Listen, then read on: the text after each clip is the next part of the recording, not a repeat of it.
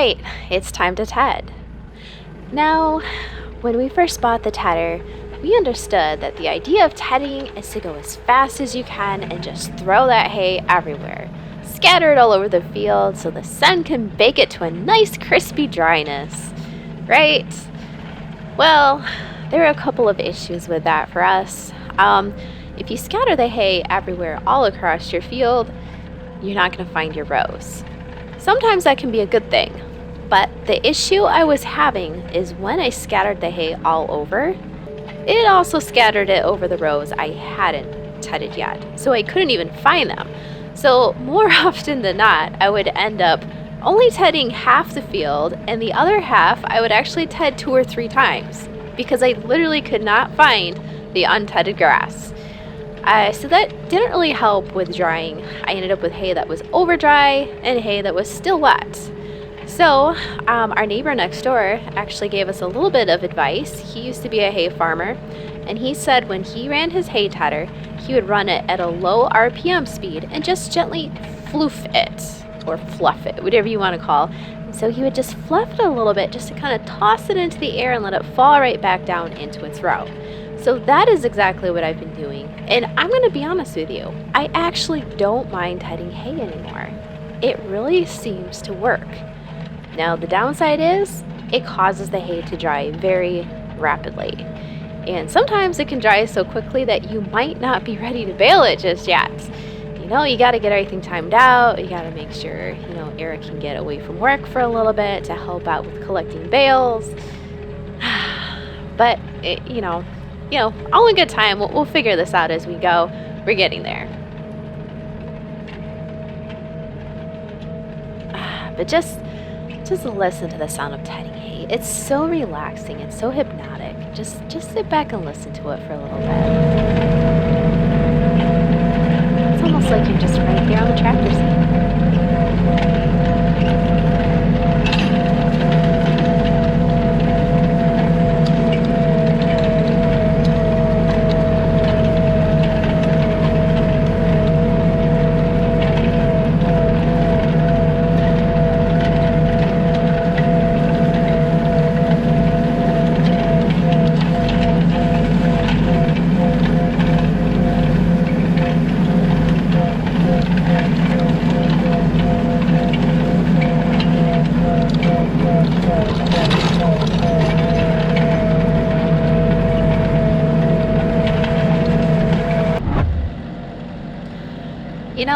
One of the things I noticed about the TYM 574, right off the bat, the very first thing, it has a massive floor deck, larger than any tractor we've owned. Actually, I think it's about the same size deck as the New Holland. The John Deere we had definitely was not this large. It is so large, in fact, that I can sit either the dog or my son right there next to me without having to fight for pedals. It's fantastic. I love it. And I even improvised a little guardrail on the side to keep them in. I'll probably improve it next year a little bit more, but I really enjoy the wider deck space. Plus you can fit tools there. I mean, what other tractor model has a large deck like that? Please tell me.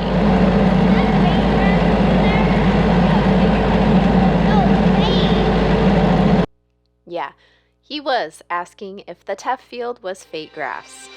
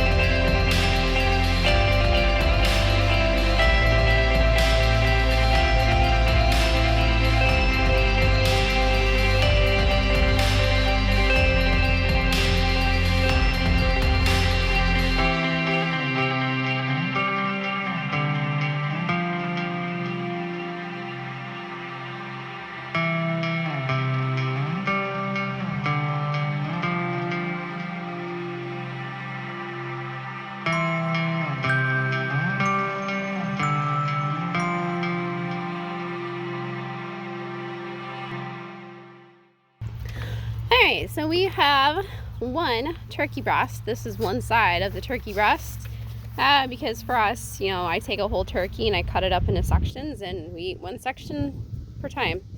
So I have it seasoned with just a general seasoning blend and some salt, and we are going to cook it on the Barrelhouse Cooker today. Yay! We are almost to 300 degrees. This is the Barrelhouse Cooker. I've had this for several years now, and I really enjoy it. It's just out here in Michigan, you have to be careful with humid weather.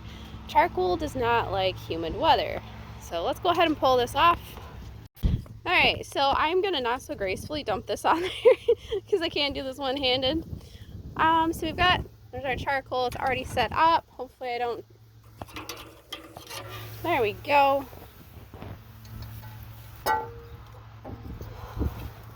Alright, so I'm just going to reposition this a little bit so it's right in the center. So this guy, I'm actually going to slow smoke him. The temperature on this is adjustable at the bottom and with the lid. Basically, the more air you have coming in, the hotter the coals are going to be. It's kind of opposite of what you would think.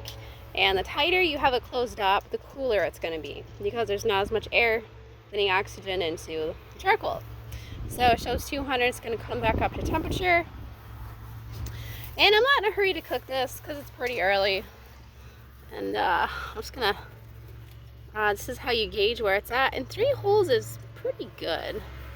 I have a tendency to step on this, which bends it. But yeah, so if we cook this even at 250, 275 to 300, that should be pretty good.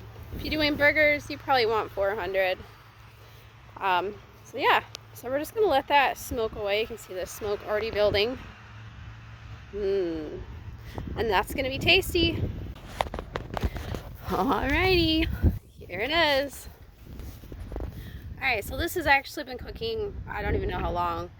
We had a delivery getting dropped off, and I lost track of time. So it's been on here. It looks like it's done. So it's a delivery guy leaving. So here we have it. I actually just flipped it over. So this is kind of nice. It's got a little hook right there so you can hook your lid, because knowing me, I'd set it down on the ground. But this is what we have right here. It looks amazing. It smells delicious. And let me tell you, smoked turkey, there is nothing like it. I mean, you can't even grill a turkey to taste this good. Barrelhouse Cooker is also great if you have like older chickens or roosters and you want to slow cook them. It does fantastic work with tough meats. Just put it in there, and or you can brine it and throw it in there. Works great. Alright, let me pull this guy off. Oh man, look at that puppy. And like I said, I didn't put anything special on the top. That's just all smoke color. But this is what it comes out when you're smoking it. It's just delicious. And maybe slightly overcooked, but you know, if you smoke it, it's not going to be as bad as if you just grill it, or even worse, oven bake it. So this is how I roll year round, grill everything. Because it tastes better. Where are we going? Where are we going, puppers? Are we gonna go in the tractor? Where's the tractor? She's gonna beat me to it. Hey, where'd she go? Oh no, she better not be swimming. Pupper. Oh gosh. What are you doing? Going for a swim before you go for a tractor ride? Oh, good heavens. You gonna eat the cattails too? That's definitely the life of a farmer. Or a farm dog.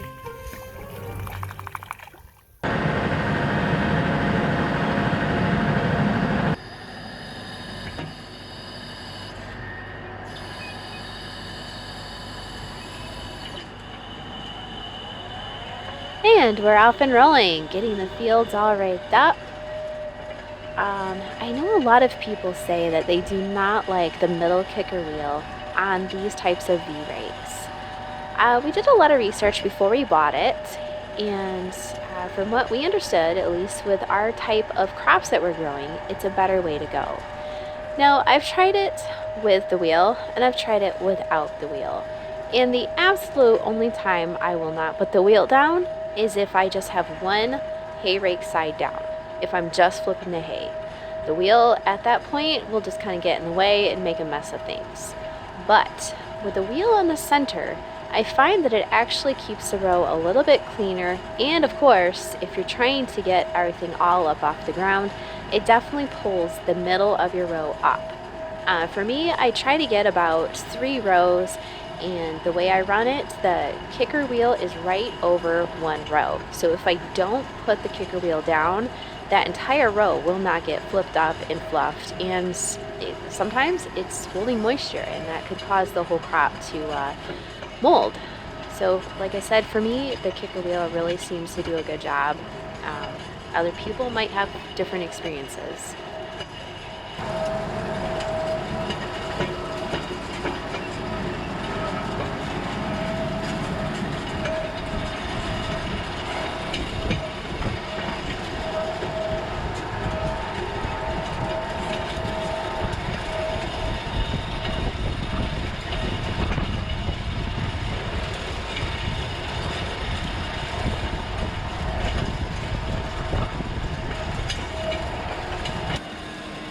So I'm sure it's going to be a little bit funny to most of you guys who do hay.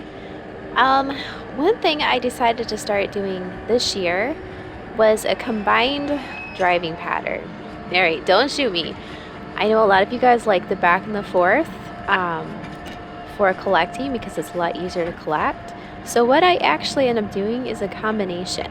When I cut in a circle. It's easier on my equipment. It just seems to work better.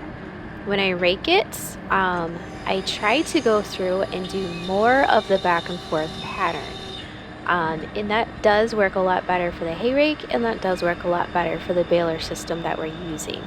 So it does mean I have to lift up the hayrake a lot. I'm not going to be driving it in a circle. And really, the hayrake doesn't like to be driven in a circle a whole lot anyway, so it's better for the rake. It's just not better for the fields because I'm running 2 different types of patterns. But, I'm just learning as I go. Now, you guys have also asked me previously why I don't connect the TYM to the New Holland rake. And it's not because she can't pull it. She can.